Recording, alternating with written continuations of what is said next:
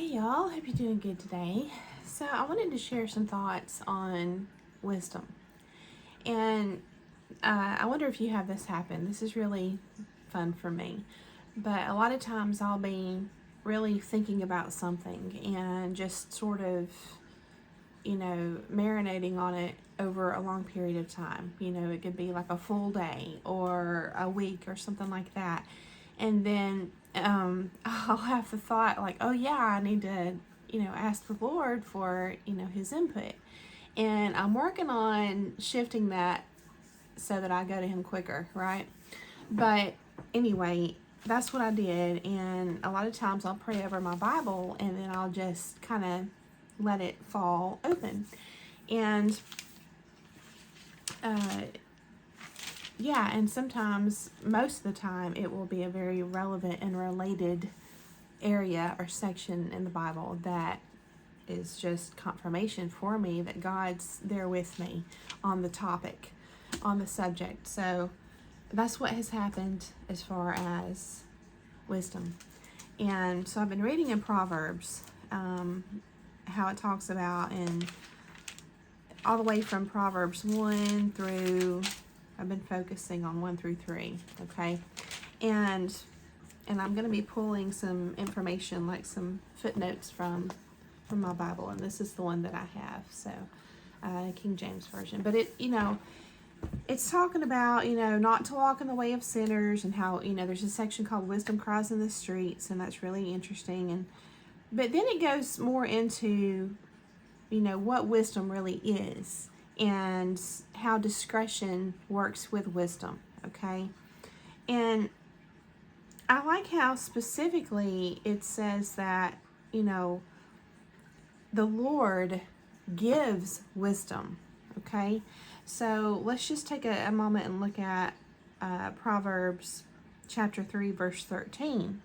And the title of this section is Wisdom is Precious, okay? So in this verse 13 it says, happy is the man that findeth wisdom, finds, okay? And the man that getteth understanding. So if you look at this, you have two actions on our part, okay? Finding and getting. Finding is a different type of approach, okay? It's more of a yearning and a desire to be receptive and to kind of have open eyes and open ears and an open heart and all this, okay?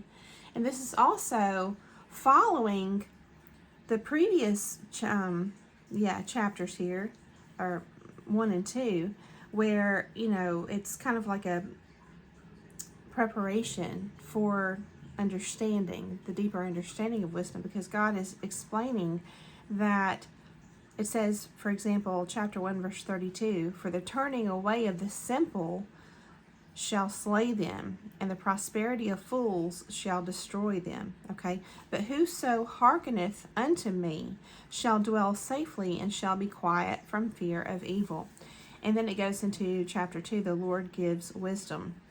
So it says, my son, if thou wilt receive my words. So it's God that is giving the wisdom. And just to kind of reiterate that, when you look up, and this is in my Bible here, there's a footnote on the word wisdom, and it explains the Hebrew version, which is Chokmah. I don't know how to pronounce that. Chokmah, I have no idea. Also means skill and can refer to ability in craftsmanship, in war, and in trade. The most common use of chokmah is in reference to wisdom in daily living. This is the sense of the word as it is used throughout Proverbs, which teaches that true wisdom involves not only intelligence but also moral integrity, okay? And then it talks about a sinful lifestyle is ultimately self-destructive. Wisdom is extolled as the only path to a full and fruitful life. The source of wisdom is God.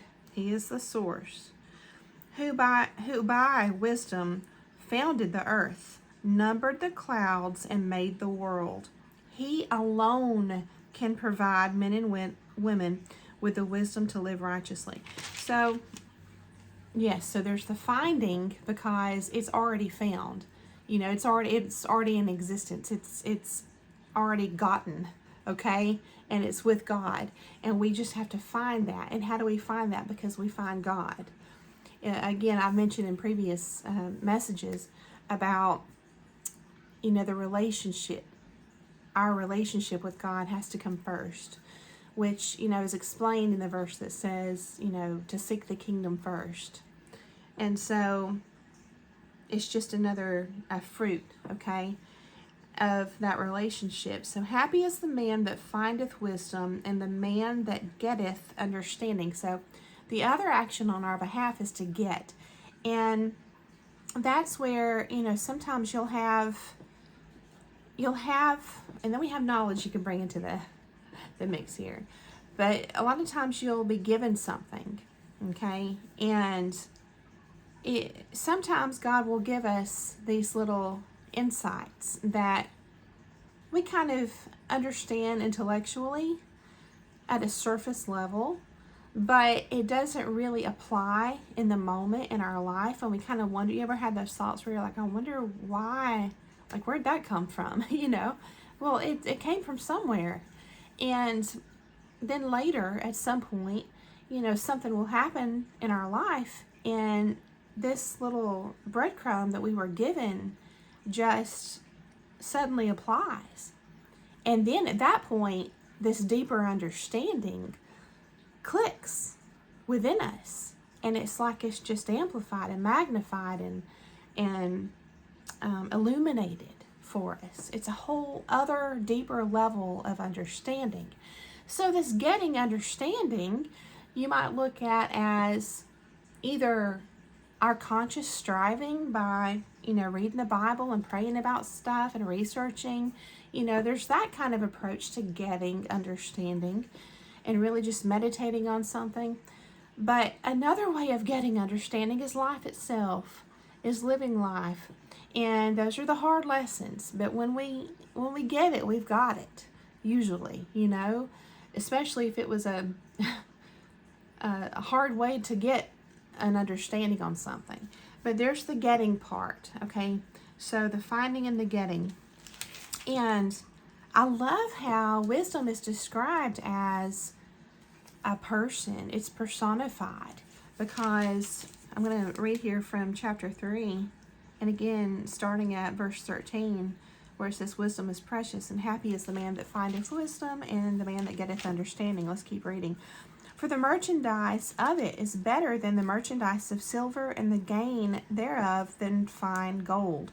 She is more precious. She is more precious than rubies, and all the things thou canst desire are not to be compared unto her. I mean, it's you can't compare it. It's that wonderful, okay? But notice he doesn't refer to wisdom as it, but her and she. Length of days is in her right hand, and in her left hand riches and honor. Her ways are ways of pleasantness, and all her paths are peace. She is a tree of life to them that lay hold upon her, and happy is everyone that retaineth her. Excuse me. The Lord by wisdom hath founded the earth, by understanding hath he established the heavens. Yes, by his knowledge the depths are broken up, and the clouds drop down like the dew. I'm sorry. The clouds drop down the dew. That makes more sense, right? In other words, he's orchestrating everything, you know, even the rain. My son, let not them depart from thine eyes. Keep sound wisdom and discretion. So shall they be life unto thy soul, and grace to thy neck. Then shalt thou walk in thy way safely, and thy foot shall not stumble. And so it goes on to elaborate, you know, chapter 4 is about the instruction of a father and getting understanding and avoiding evil. So here we get into the application, okay? So I love how this is progressive. It's teaching us how important it is, the nature of it, where it comes from, our part in it, and all this. And then it progresses, into how we use it, how we can apply it. So when you get to chapter 5, it's talking about, the title here is The Lips of a Strange Woman. And I feel like sometimes I've heard different ones and I've read different people have approached this as just sort of in one way, a very simplified way.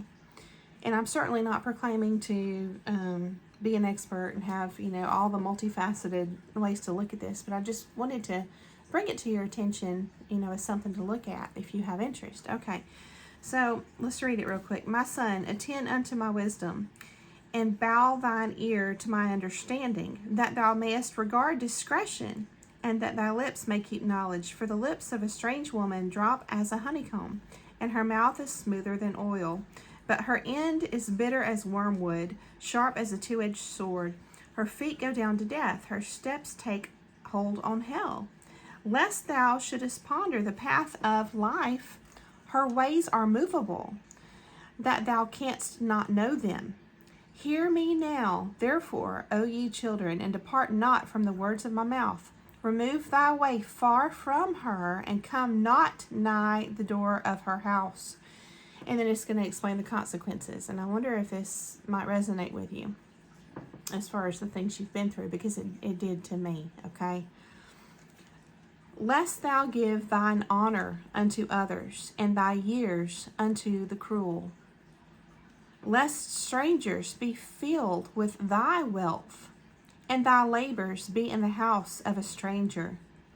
And thou mourn at the last when thy flesh and thy body are consumed. And say, how have I hated instruction, and my heart despised reproof, and have not obeyed the voice of my teachers, nor inclined mine ear to them that instructed me. I was almost in all evil in the midst of the congregation and assembly. And that's exactly the devouring spirit of Satan that operates through people. And it's consuming, it's devouring, it's destructive,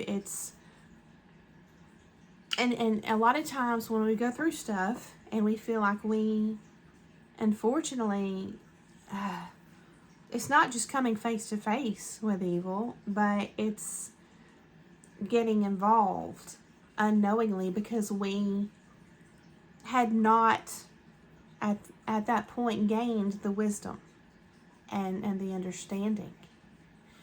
And so, and I find it interesting, just a little quick side note, I don't even know where it was that I read, but it was also pointed out to keep it, to retain it. So it's not just about getting it and then moving on. It's something that we have to consciously retain and keep close to us to guard our hearts. And it says here in chapter 4, verse 23, keep thy heart with all diligence, for out of it are the issues of life. So it's flat out dangerous. It's flat out dangerous if we are operating in this world not seeking the kingdom first. Even if you feel like you are a Christian, even if you feel like you love God and you feel pretty confident in in that area, okay, your beliefs, your spiritual beliefs and all that, I think that, there's even somewhere in the Bible it talks about even the elect being deceived. We can all be deceived, and we can deceive ourselves too, because we can feel like we're good, like we're making good, sound decisions, and we have good judgment. But if we're doing it on our own, even if we're doing good things, just in terms of just common sense integrity, even if we're doing good things in the world per ourselves and others, it's still not the same as consulting God. And we are instructed, I gotta find it and I'll drop it down in the description, I don't know where the verse is, but we are instructed to consult with Him on everything. And so what I am finding, and I know I've been very quiet lately, and that's for a reason, because I'm just I've been working on my art stuff. I've got my stuff scattered everywhere, and I've got brushes and paint and sponges and everything else. But I've been a sponge, okay? And I'm just soaking up the Word of God and spending time, getting that understanding. So, yeah. And I'm coming to that understanding at this point that there's a whole other level of, I would say complexity, but it's not complexity in a bad way. It's just an intricacy, I guess, lots of details, okay, that make up the truth, or what is called the true wisdom, right, that comes from God, that He gives us. The way that I receive wisdom is different now. And the wisdom that I receive in itself, that I'm, taking the time to process so that I can utilize properly, is different in itself because it's so complex. Maybe this will get easier over time for me. I don't know. But, I always thought that simplicity was a good thing. And maybe it is in certain situations. But, look how it says right here. The turning away of the simple shall slay them. And there's another, where is it? It talks about simplicity. Here's another part, where it says, how long, ye simple ones, will ye love simplicity? There it is. So, I think that we don't even realize that we make very quick assessments, opinions, judgments about people, about situations, about everything. I think that we don't even realize that we do that, and there's so much more to it. And an easy way to find proof of this, and I don't know if you've ever experienced this, but I have. You can hear someone make a statement on, and this can be like somebody somebody you're listening to on YouTube. It can come from the news. It can come from anywhere. But you can hear someone make a statement on something, and it can be something that intimately, like it was almost like they said something that would apply perfectly to something you experienced in the past, or a decision you made in the past, or something like that. Let's go with that. A decision you made in the past. And they can make a quick assessment and label that as like, wow, can you believe people would do that? Or whatever. And you're sitting here thinking, yeah, I know why. And you have the explanation that's very intricate, and it's not a bad thing, but this person has made a quick snap judgment. So you see what I'm saying? So that's just proof to you. And it's not to point fingers or anything. It's just, I think we all do it. And I think there's this old saying that says something like, the more I learn, the more there is to learn. And there's also, where is it? In Corinthians, I think, where it says, in order to get wisdom, you have to become a fool first. In other words, you can't just go around, you can, but if you want to be genuinely, truly wise, operating with wisdom from God, that kind of wisdom, then we can't just be leaving God out of the equation. We just can't. And you can love God, and you can have what you feel like is a strong faith, but if you're not bringing Him into every situation, then you haven't asked for His input, and He's going to let you go ahead and make your decisions, and you may even feel like you made a great decision, and there may be a good outcome, and not really so much like a bad consequence. Maybe it's just a good outcome, and you think, and that can kind of give you more confidence that you've got good judgment and all this, but that's still leaving God out of the equation. It's leaving Him out. And it takes patience, which is, ironically, a fruit of the Spirit, described in the Bible as a fruit of the Spirit. So that relationship has to come first. The Holy Spirit being, breathed into, given unto us within our mind and heart, that has to come first. But patience, I'm finding, and I'm working on it, I feel like I have it, but I think that we have to learn how to operate it. It's kind of like if you're just gifted the keys to a car and you haven't learned how to drive yet, okay? It's like you have to learn how to operate with it. But so I feel like I have patience, but when I have been able to truly not be distracted, truly focus, and spend that time with God, in communication, it's like a question and answer type conversation, okay?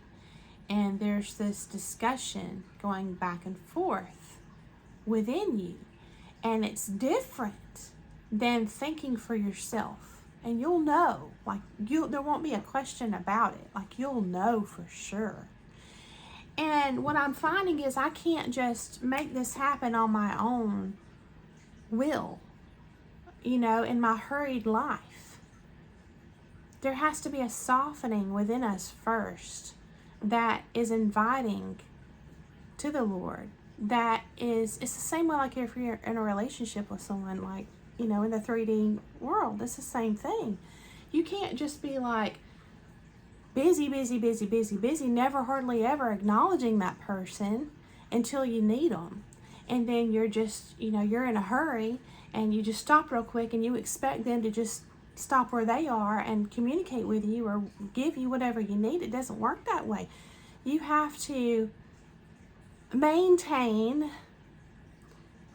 that relationship, and there has to be a patience there, and a softness and an opening and a receptivity within your spirit for that engagement. I'm getting hot. Hang on. I'm waking up. Guess what? I switched to decaf.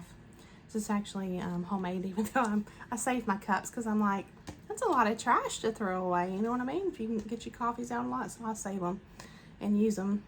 And but yeah, I've switched to decaf. And you know what?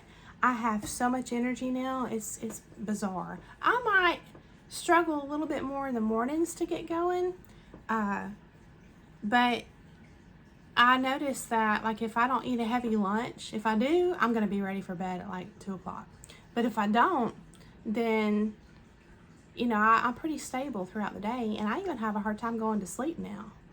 And I think the caffeine builds you up and then you crash.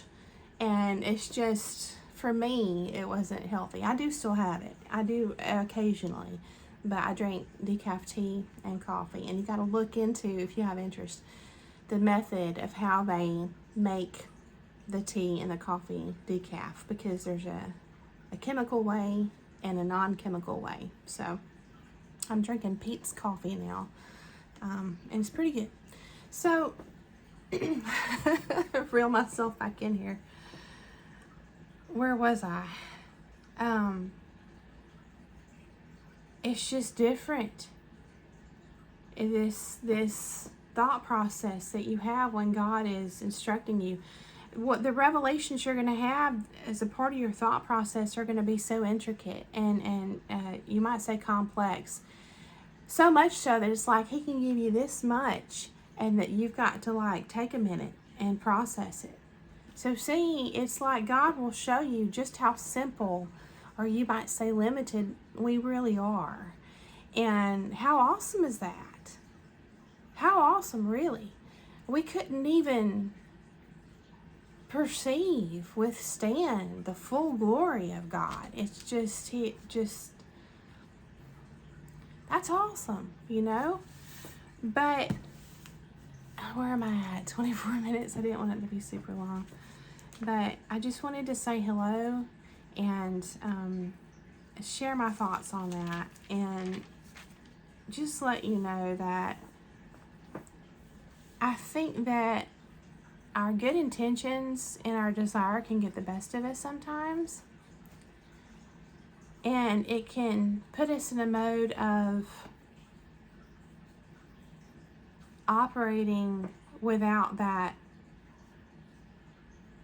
patient receptivity, if that's even a word. I think it is. Where we're, able to receive God's input. Yeah, I think it's just sort of a habit we can get into. And then we can wind up making some bad decisions that may even look like good decisions in the beginning. You know, I was talking about the lips of a strange woman are smooth as a honeycomb. It's kind of like that. But when you go down those paths of not, I know that's, I'm looking at this totally metaphorically, okay? As far as the lips of a strange woman, I know it can be literal with people that are trying to be attractive and appealing and to lure you in and devour you and all your finances and everything. Like, I know that can be literal, but it's also, there's more to it, you know. You can look at the bigger picture, and it can be, I'm trying to think of more examples, but just look at it metaphorically, and then you can kind of apply it as a lens to several different situations. But what can happen is we can just set off down this path, leaving God out of the equation, and it can be a snowball effect over time. And at the end, we can kind of be like what's described that I read to you all just now. I just closed my Bible though, where it says like all that's left of us is like, you know, bones. It's kind of like that, because we've just about been devoured, you know, and taken over by all evil. And so see, it's not that easy. It's not that easy to identify evil, the workings of it. People who are consciously a vessel for it, and people who are unconsciously a vessel for it. We can just get entrapped so easily and be affected. And so I think that this is something good to keep in mind, that we need to always consult with God first. And, you know, if we do it in that demanding kind of way because we're busy, then we may not get anything from Him. But if we truly love Him, and we, you know, we should, you know, why wouldn't we? He's the only reason we're here. I've accomplished a lot in my life. And yeah, I worked really hard. And it would be easy for me to say I did it, because I did work really hard, but I know that ultimately every single thing is only by God's grace. The things that I accomplished, ultimately, yeah, I had to put the hard work in, but ultimately it was all by His grace. And sometimes He gifts people with things and they don't have to work for it, see? And I even look at the things that people do, and I don't know how they sleep at night and they get away with it. Even that's only by God's grace. He can, you know, at any moment, He can snap His fingers and that's it. So why would we not just be in complete reverent awe at all times at His power and omniscience? And He didn't have to make us, and He did. I mean, how cool is that? So if we truly desire that relationship with Him, we got to tune other stuff out. We got to make time for it. It's the same thing in your life when you're wanting to have a friend or a boyfriend or girlfriend, or, you know, any kind of relationship. You got to make time for them. You got to make time for them. Time is, if a person gives you their time, that's one of the most awesome gifts you can get. And, you know, it's the same way with us and God. And that is when He will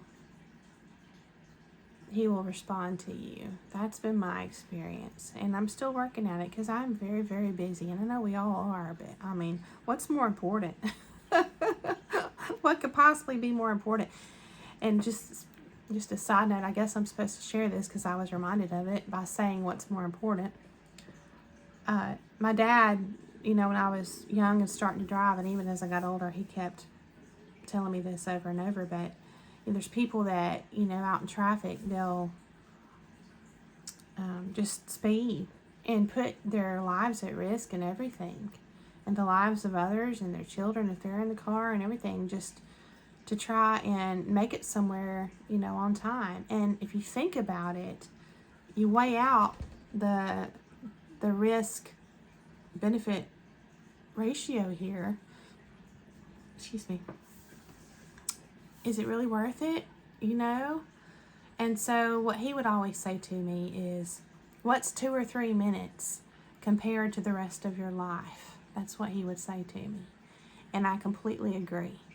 Completely agree. I mean, if you have to be late, be late. But patience is, man, it's life-saving in many, many ways. And by that I mean soul-saving too, I think, you know. And peace-saving and life-saving and all the things. So I hope that this has been interesting for you. I hope that it got the wheels turning most of all. Thank you so much for coming along to hear the message. I hope that you have a beautiful day. And I'll see you again very soon.